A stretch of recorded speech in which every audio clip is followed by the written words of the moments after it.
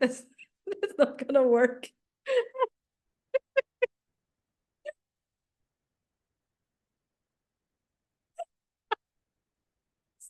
That's not gonna work. I'm so sorry. Let me just switch. But this is a serious tour. We are so terribly sorry.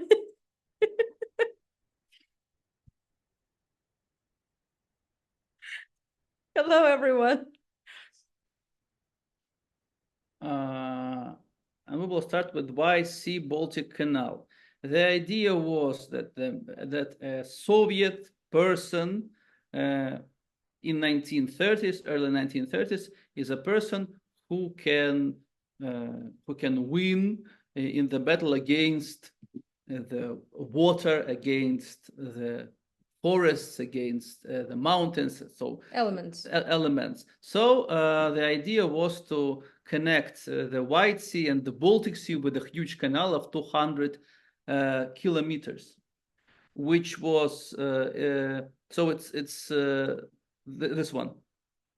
You see White Sea and Lake Onega, and the whole canal was dug with the forces of the prisoners, of the people who were in jailed in Gulag. Gulag, it's the acronym or abbreviation of the state system of the camps. Camps meaning the jails, the prisons, but the camps also meant it was some kind of concentration camps, because the people who were there were not only the criminals, but they were political prisoners, and there were lots of them. And the main idea was to make them work so they would become the future Soviet people, not the bourgeoisie, not intelligentsia, not merchants, not kulaks, the rich farmers, but the good new Soviet people. And that was the idea. That's how millions of people, altogether 5 million people in all the Gulag were enslaved to build that huge things like this canal, which was built during only less than 2 hours, less than 2 years, less than 2 years. Okay. And the map for you to see. And the map for you to see, and the map was seen by everyone. You don't know why? Because this is the most famous brand of cigarettes called Belamor Canal, which meaning the White Sea and Baltic Canal. My father used to smoke them, as he told me, for almost 20 years. So just a small bit of tobacco and the big part of a filter, which wasn't a filter, it was just a paper. And that was very, very bad tobacco, but very, very cheap and very accessible. And lots of men were smoking it. Women not. Women. My grandfather used to smoke those too. So and a lot of blood was that canal. And some Polish writer who came to Soviet Union in 1950s, he told to some of his comrades, it's like you smoke cigarettes called Auschwitz. Yeah, it was pretty much similar. It might as well have been named Auschwitz cigarettes, that's for sure. In 1920s, as I told you, the new economic policy was very successful. That made Bolsheviks unnecessary, so they closed it. So because they wanted to control everything, so the hunger, the famine started, and they needed more money, and there was not enough money for the industrialization. So the idea was to sell the pieces of art. The country's economy had been drained by, first of all, the First World War, then the Civil War, and plus during the times of Nicholas II, there was not much investment and development in the rural areas. Hence, Too many things had to be covered. And 22 major chefs-d'oeuvres of the Hermitage were sold to the American and Eastern merchants, and some of them were the fine works by Raphael, by Titian, by Rembrandt, and the only works by Van Eyck that we had, a rare painting by Van Gogh, and even it was a code, an old code, an old copy of the Greek Sinai Code, the most ancient Sinai Bible, Codex. Sinai Codex, the most ancient codex written of Bible, written in Greek in the world, that was being given. That was given from Greek monks in 19th century to the Tsar Alexander II. So it was kept in the library, and the library sold it to the British Museum, and now it is there for £100,000. It was a huge, it was a big deal for Great Britain, and it was one of the deals in the Soviet Union in 1932. There was an article in New York Times that Soviet Union is so poor that they are selling the last, their cultural heritage. And it turned out to be a scandal. Soviet diplomat wanted to reestablish somehow the relationships with the American and European diplomats, and they didn't want a scandal. So Stalin officially prohibited to sell the pieces of art, and that's how we still have our Madonna Benoit by Leonardo da Vinci. We still have our, I don't know, Antoine Watteau. We still have Gaines, but we still have something. Yeah. Well, but some Rembrandts. 20-something yes, Rembrandts. and of course, yes, we have the majority of them, but some of the crucial, one of the crucial, like Madonna Alba by Raphael, they were sold. So unfortunately, but still we know where they are now, normally in Washington. Yeah, many of them are in the States. Okay, what's next? Great famine started, especially in 1933. So this is the writing is, it says 300 days without bread, meaning that people ate normally some turnips or something like that, or carrots or whatever. And the idea was that originally the farmers could raise bread and other agriculture for themselves and to sell. Then they were forced to join the collective farms. If they didn't want to, they had at least their food. But then in 1930s, every peasant was meant to be a part of the collective farm, and they were forced to give away all of their food, bread, vegetables, fruit, everything. They didn't have anything at all. Cattle. Cattle. And so the great hunger started, and especially in the most in the most prosperous parts, like Ukraine, for example, and fertile soils. The fertile soils, and Ukraine, Kazakhstan, and some part of southern Russia they suffered from a great famine, which was worrisome for the government, because they didn't want to have a riot against the Soviet power. But people were so weak, they didn't have any strength to oppose the Soviet power, and at some point said, "Oh, let's finish the famine." And also, like, about from 5 to 7 million people died. We don't know exactly. And now the Ukrainians claim that it was made on purpose. It was what? It was made on purpose. The Great Famine. Oh, you might have heard that Ukrainian government referred to it as Golodomor. Yeah. and which is because like Stalin wanted to suppress the Ukrainian resistance. There was not much of a resistance in 1930s about the Ukrainian people, like the Maslow pyramid. They just wanted to eat, and the idea was, and Stalin hated everyone.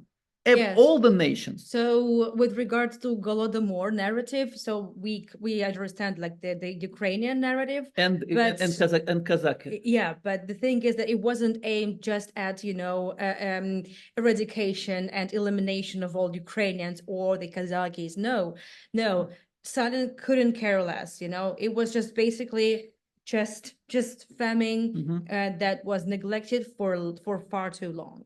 That was it. So, which was a huge trauma for whole the USSR. Yes. And still is. Yeah.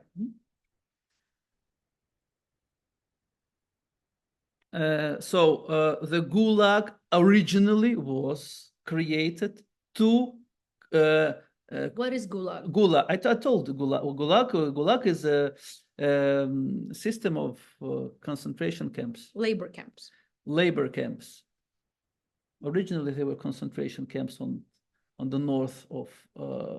They were created by Lenin, Trotsky, and Dzerzhinsky, three Bolsheviks, and Stalin developed this idea, and Hitler enjoyed this idea, and he made it the most famous throughout the world. But originally, it was the concentration camps of the people who were against the Soviet power. But then they became the kind of a workshop to create new people. But then the idea was, Stalin proclaimed in one of his congresses, they are not supposed to go away from the camps. Why? If they come home, they will get together with the criminals and they will harm us. It's not a good environment for them. But the Gulag... So he was afraid he would come after Stalin? Yes, that was not only about Stalin, after socialist property, about socialist something. Okay. It's the right environment for them to become, to remain in Gulag. That was the idea. Okay. So that was like a legal slavery of 1930s, and he told it in 1938. That he enjoyed that idea, and 15 million people passed through the Gulag during the Stalin era. And a lot of references in our day-to-day culture, including the language, including the relationship, including the violence, including music. It's a reaction to those 15 million people who passed through gulags in 1920s, 30s, 40s, and the beginning of 1950s. Sergei Kirov was the communist leader of Leningrad. He met Stalin in 1920s, so he was his comrade, he was his pal mate, and he was a popular man. He wasn't very cruel. He was okay. But it turned out that he probably seduced one communist, married communist girl, and her husband killed Kirov right in the municipality of Leningrad. That was pure jealousy. But also that man who just wanted to do something big because his career wasn't very good, Leonid Nikolaev. But still, and Stalin thought that it was a conspiracy against his one of his very best comrades, and he thought that he would have become the next. And he said probably it was Trotsky. Trotsky was already abroad. He lived in the United States and Mexico, but he said Trotsky is the one to blame. Probably everyone who dealt somehow with people who were against Kirov or against Stalin's or against something, they were supposed to be Trotsky's mates, Trotskyists. and the Great Terror started. So a lot of people who didn't know anybody at all related with that case, they were tortured, they confessed, and they were either executed or they were sent to Gulag. It depended on some circumstances. And the position of stars. A position of stars. And Kirov became one of the great communist leaders. And now every Soviet city has something named after Kirov. In Leningrad, we used to have Kirov Avenue. Now we still have Kirov region. We used to have opera and ballet theater named after Kirov. Although Mariinsky. Although he didn't dance. But he liked ballerinas. We're not sure about it. It's maybe a legend. Doesn't matter. Okay. So that's how but Kirov, it's like, okay. So that wasn't enough. So in 1936, Stalin started a Great Terror and first of all, he attacked people who were Trotsky's allies, like left wing. Left wing were Grigory Zinoviev and Lev Kamenev. By the way, they were Jews. So anti-Semitic campaign started with them, more or less. And Trotsky himself. And Trotsky himself, of course. Yes, and they supported Trotsky in 1924, 25, something like that. But it was long ago, and they were not members of political bureau anymore in 1936. But of course, they were accused of being some kind of spies. Zinoviev was Lenin's ally, a very unpleasant man, and Kamenev was kind of a mild person, not so cruel, and intellectual, and he was editor-in-chief of the main newspaper, Pravda, and he was Stalin's mate. He stayed with him at the exile, but Stalin wasn't sentimental. That was the left wing. And Rykov, Bukharin, and Tomsky were the right wing. They enjoyed the new new economic policy. Rykov was the prime minister after Lenin. Mikhail Tomsky was the trade unions, and Nikolai Bukharin, he did different stuff. He was one of the authors, for example, of the Stalin Constitution, by the way. So left wings, right wings, and they were just only the former ministers. And just imagine how many people who were like vice ministers or things like that, or other. So 900,000 people were exterminated during those couple of years. Although all of them, they were somehow related with Trotsky or Zinoviev or Kamenev or all of them. Yeah, and anyone could actually report on anyone claiming that anyone could be related to Trotsky or once, expressed, I don't know, the support of some position of Trotsky's, no one was safe. Well, Satanist sector, something like that. Difficult to explain. In 1939, Stalin exterminated all of his rivals. So he needed more power, more lands, and his prime minister and minister of foreign affairs at the same time, Vyacheslav Molotov, on the left, wrote a pact, a treaty with Ribbentrop, the Minister of Foreign Affairs of the Third Reich. And the idea was they were about to be neutral during the future war, during the potential war.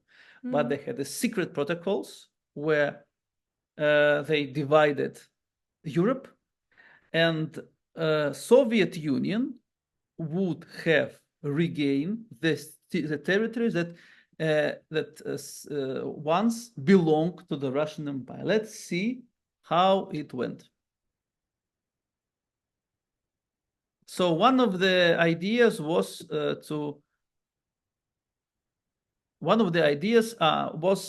Estonia, Latvia, and Lithuania, 3 Baltic republics.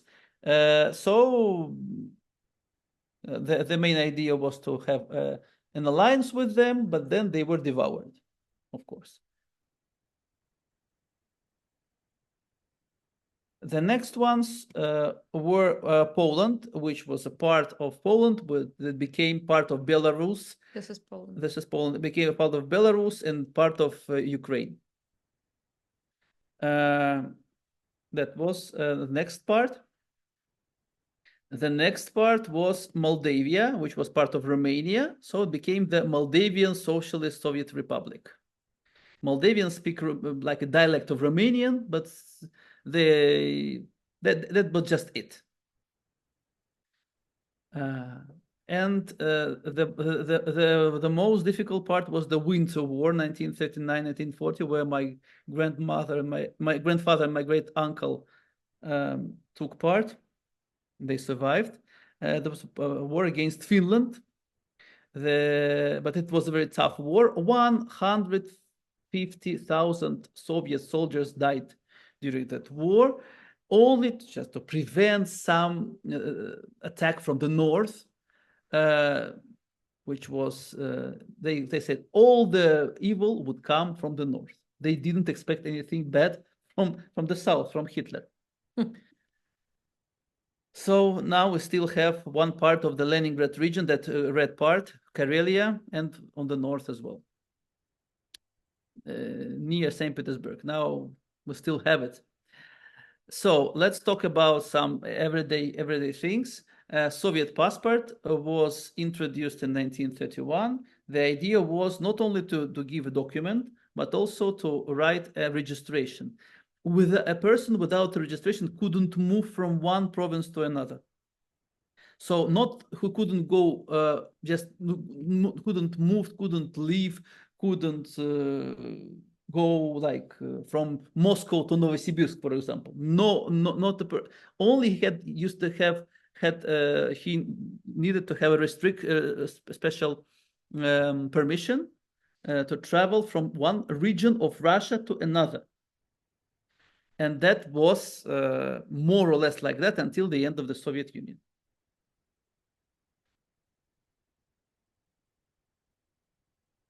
Also, the new religion was introduced. It wasn't proclaimed as a religion, it was really like a communist party. But the idea was that there were gods, like ancient gods, like Karl Marx and Friedrich Engels. This is our, I would say, view on that. So because many historians claim that this ideology of the Communist Party, well, all this world that they built around it, it looked like a religion, as a giant sect. And Stalin was like Lenin was like God's son, and Stalin was like a prophet, more or less like that. And the whole cult looked like a cult, because Stalin, as we know, studied in a seminary as a youngster, and he had this, that was his only education. So he saw the whole world probably as symbols, cults, and rituals, and everything like that. This is typical Stalin era poster.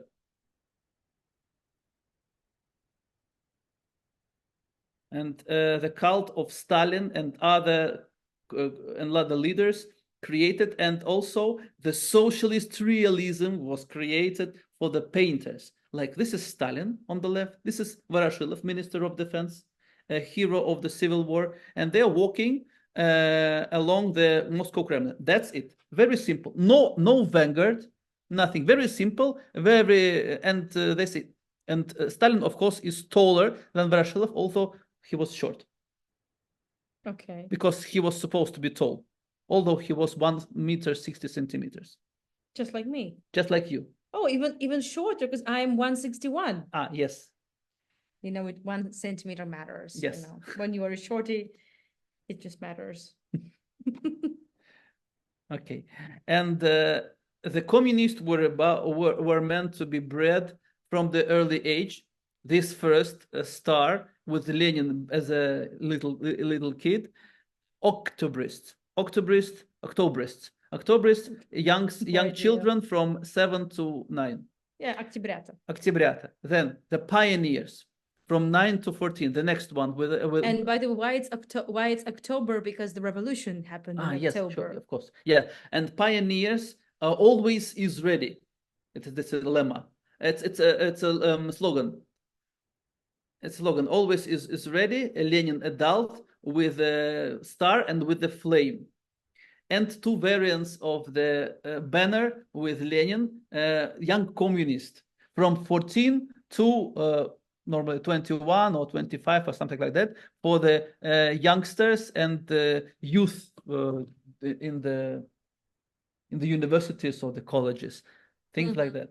And that system created during the Stalin era lived until the end of the Soviet Union. Maybe some of the boys or girls could be my age, because they look like very familiar of my classmates. Pioneers with the red cravats, and young kids with the badges with Lenin as a baby with curly hair. Did you wear the same uniform? Of course. But I wasn't. I didn't get to become a young communist because it was a collapse of perestroika. Too bad. Too bad. But your parents were.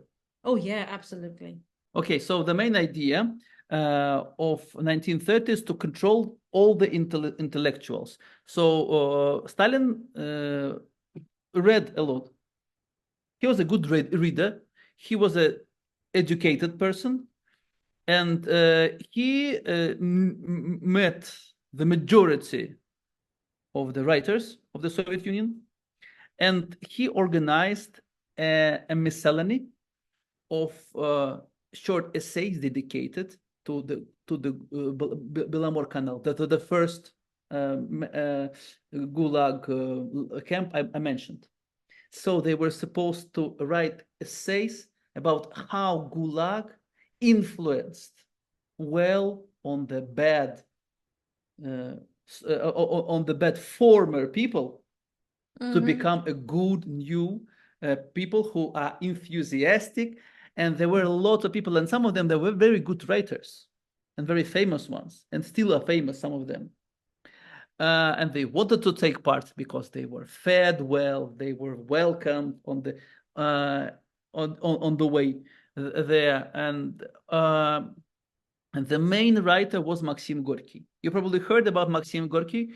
Maxim Gorky was nominated several times for the Nobel Prize of Literature. He was very famous writer throughout the world, and he came from the immigration 1930s, and he became the chairman of the Writers' Union, a life classic. So some of the, like his hometown, Nizhny Novgorod, was named after him, Gorky. A lot of libraries and theaters were named Gorky after him. And he just didn't like much of a cult, and he came to that Belamor Canal, and he also was supposed to write an essay about that.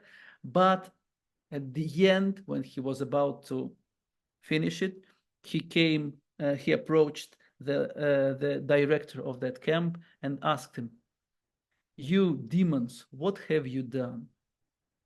And they were not ashamed about that. They smiled at his face. They knew what they have done. So that was very deliberate.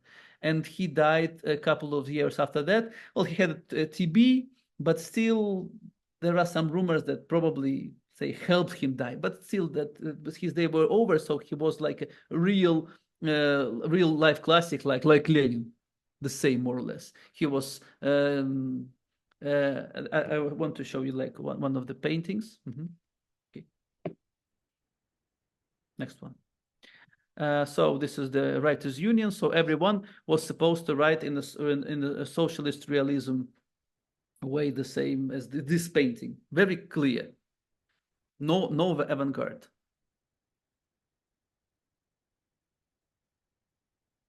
But there were some rebels. Osip Mandelstam was a very famous poet in 1910s, before the revolution. And he went to the immigration. He came back in 1920s, and he couldn't cope with all this Soviet life. and he wrote a very famous poem, Kremlin Highlander, dedicated to Stalin. And he recited this poem to all his friends, and some of them, of course, denounced on him.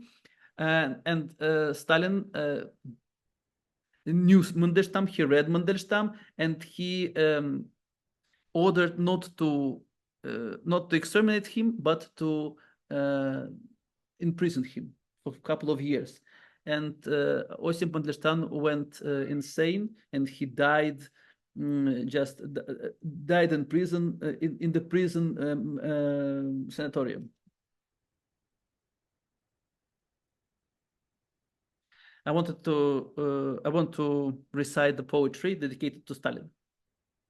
Very famous in Russia. We're unable to live, for this country is absurd. At 10 paces remove are our voices unheard, but opinion, when muttered, half spoken, Kremlin Highlanders specters awoken. Podgy fingers he has that are meaty like worms, but his speech is deliberate, its measures confirms. Whiskers cockroaches sputter with laughter, polished jackboots a shiny look after. And more. But not here. I just don't have much time, but you can hear that he couldn't live much. In 1981, the temple, the Cathedral of Christ the Savior, was built in Moscow as the greatest cathedral in the Orthodox world. It was dedicated to the victory in the war against Napoleon. But it was just in front of the Kremlin, so the Bolsheviks didn't believe in God, and the idea was to build here something else. And it was demolished in 1931. It was being demolished during a year and a half because it's huge. And why? The idea was to build here the house of the palace of Soviets. On the right, this is a model. This is a reconstruction. This was supposed to be an enormous, the biggest, the tallest palace in the world, with the statue of Lenin on the top, 100-meter statue of Lenin with a helipad on his palm. And this was the idea. Of course, it wasn't built, but a house, but the House of Soviets was built in front of it in 1930s on the left, and I want to show you closer. It's on the Moscow River. This one, it was the biggest dwelling house in Europe at those times. It had it housed 2,000 people, and the majority of them were some kind of related with the elite, with the government, the scientists, the generals, the artists, and they had everything: kindergarten, school, club, all type of food, hobby clubs, everything. And needless to say that they were all wired. All the apartments were wired. All the apartments were wired, and it was like very good idea. Like they lived like in communism. But at the end of until during the 10 years from 1931 till 1941, every third people who lived there was either imprisoned or exterminated. And every third person living in that house? Yeah. And 40 dwellers committed suicide. Wow. Because they knew that there was so big tension. Now it's a very prestigious place, but still. This utopia idea to build this great palace of Soviets wasn't meant to be, so they created the biggest open air climatized swimming pool. So you could swim there all year round because the water was warm. 180 meters diameter. I have no idea what that means. Huge. Okay, you can see that. And after that, it was destroyed, and then it was rebuilt in a bit different shape in the year 2000 as a new cathedral, the main Orthodox cathedral of Russia. Christian Orthodox Cathedral. Christian Orthodox Cathedral. And the idea was to create a new Moscow in 1930s. This is very famous painting of 1937. The young girl is driving her convertible. Just imagine, convertible, private car, a lady, young lady in Moscow. It's a utopia, probably, yeah. But still, probably she's driving towards the secret police. Yeah, some KGB office at Lubyanka Street. Yeah. And also that was exhibition of achievements of national economy, which was the exhibition of all the achievements in agriculture, in industrialization, in science, in everything. And all the Soviet republics, all the cities were meant to come here and to show what they achieved. And it was like a triumph with those columns, with a spire, with gold, with everything was like that. And it is still open as a Soviet park of amusements, but in a weird way, like because like a history is a spiral, you know. Yeah, and that's the famous Cosmos Hotel. Which was built later. Yeah. 1980s. Yeah. And this and near that park, there is the very famous worker and peasant sculpture that was first presented in the Paris exposition, International Exposition 1937, and won the first prize. And they dismantled it and assembled it once again in the then outskirts of Moscow, just near that exhibition. And now it's one of the symbols of the Soviet times, a worker and a peasant. And Vera Mukhina, the sculptor, became one of the leaders of the art scene of 1930s of those times. Moscow Metro was first introduced in 1935, but then it started to become more and more pompous, with more bas-reliefs, with more with marble, with granite, with sculpture, with mosaic, with ceramics, with everything. Underground palaces. Underground palace. Why? Because everyone could pay just a small fee and live in a palace, like the royals at the former times. And now let's talk more about, let's talk about cinema. 1934, Jolly Fellows, the first music comedy was shot, and it still is shown on television because it's a very good one.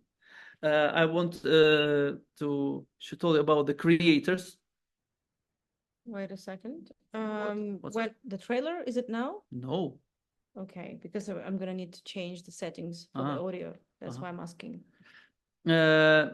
On the left, Grigory Alexandrov, together with Sergei Eisenstein, and on the right, Edouard Tisset, they visited Hollywood to find out how to shoot the movies with sound, the sound movies. And now you see how they meet. And this is Walt Disney. Walt Disney, for example.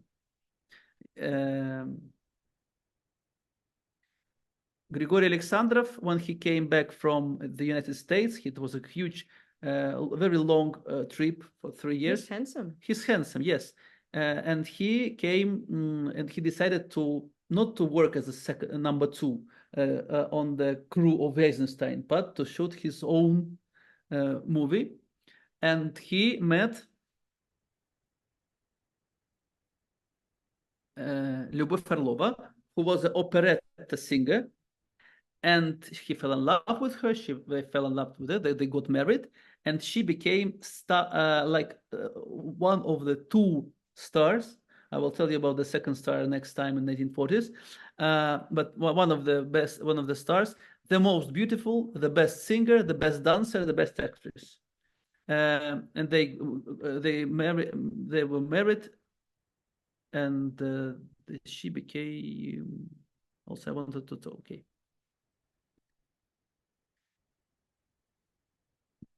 Wait a second. Just a minute. I just need to change the settings for you to be able to hear the sound. тебе не it's a musical pause. Сердце, тебе не хочется покоя, сердце, как хорошо на свете жить. Go on. Now you're ready. Сердце, как хорошо, что ты такое.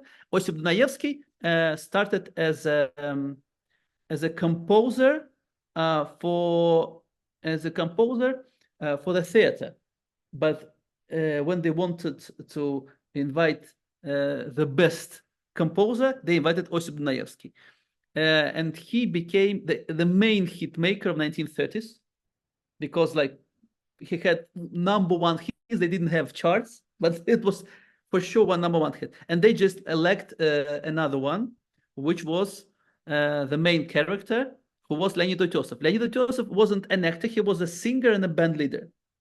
But there's a story about a poor shepherd and a poor maid, and they fell in love. And he has a band of poor shepherds, and she wants to become a singer. And finally, they become operetta artists. And Leonid Utesov became one of the most famous, most influential jazz musicians and band leaders in the history of the USSR, and he lived very, very long life.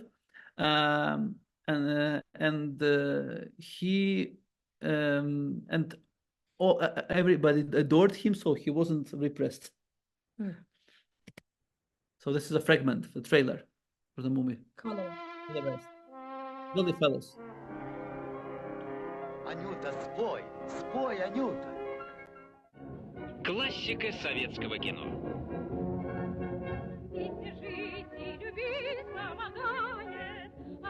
Музыкальная комедия Григория Александрова. В новом качестве и цвете. Леонид Утесов. Любовь Орлова. Веселые ребята. Another iconic movie is Alexander Nevsky. Alexander Nevsky is a name of a medieval Russian prince of 13th century who defeated the German knights in the Pskov region near the future St. Petersburg.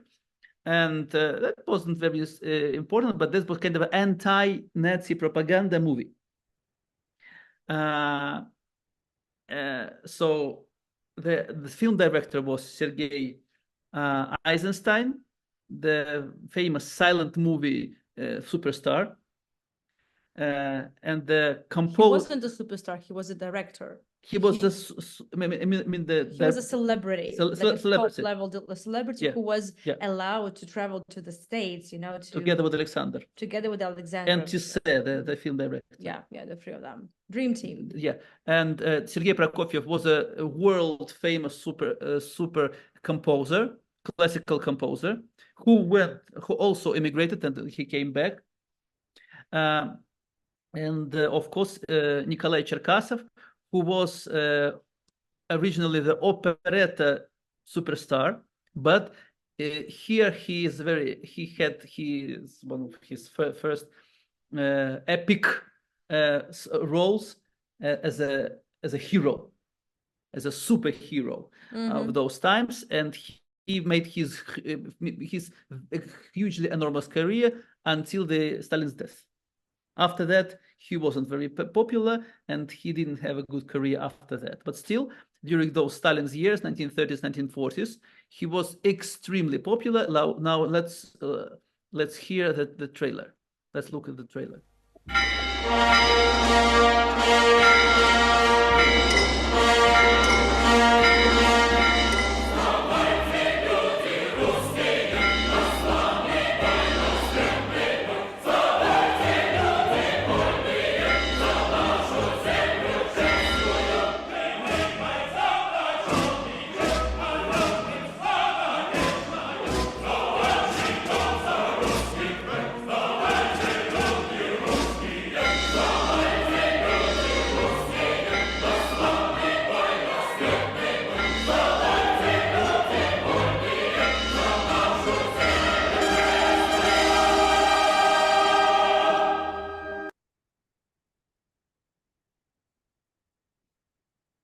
And the last movie, it's a comedy of 1940.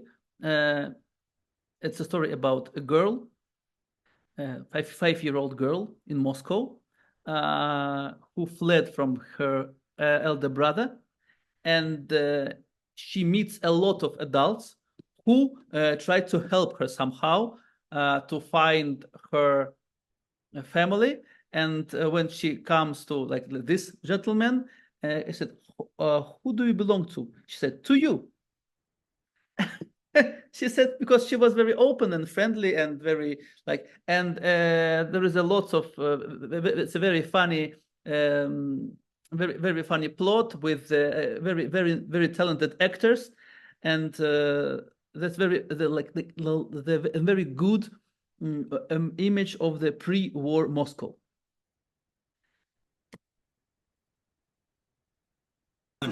Вот тебе, девочка, красненький. Спасибо. Даешь румяных детей каждому родителю. Удивительная девочка. Пропала сразу с 4 мест. Ее подкинули. Я Даша. А где ты живешь? Квартира 6. Звони 2. Посмотри, какая чудная девочка потерялась. Вот она. Ты ошибся, это девочка моя в сестра белом Наташа. платье. У меня это она. Особые приметы. Шарик красный, ботиночки серые. Это именно то, что мне надо. Отведем ее назад. Оля, не нервируй меня. Подкидыш. Премьера в цвете. У нас вот так вот как раз у 57-й квартире старушка одна тоже зашла. Попить воды попросила. Попила воды. Потом хватились, пианино нету. Yeah, so let's have a Q&A. Yeah. Again, with all that being said, we just wanted to provide kind of an overview of the Soviet history. And it's just, some of the highlights. Obviously, there's a lot more to talk about, and we could have talked about history and politics for much, much longer. But, well, the idea is each tour is exactly 10 years and some of the highlights. And again, we do not support any regimes. I chose, for example, those 3 movies because I enjoyed watching them and when I was a kid. Please subscribe and spread the word. Okay. Yes, Sue, if you have the sponsors link, yes, you can, obviously. If you're not sure, contact me and we will check it together.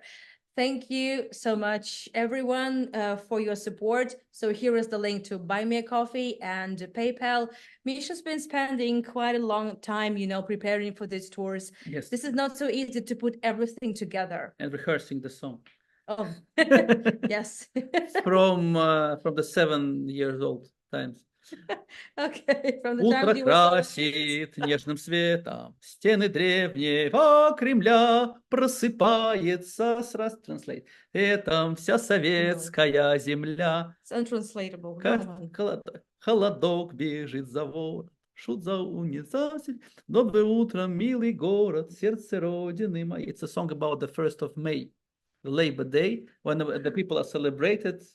Кипучая, могучая. Like from the early childhood, like you have from the early childhood, I don't know what, depending on your age. Yes, but something from the I know it's like maybe the religious hymns, something like that. Oh. Yeah, thank you. Thank you so much, everyone. And we'll see you. I'll see you tomorrow, and make sure we'll see you next Sunday. Yes. Thank you for your support, for the coffees, for PayPals, for subscribing my YouTube channel and joining my other tours. Bye-bye. Bye.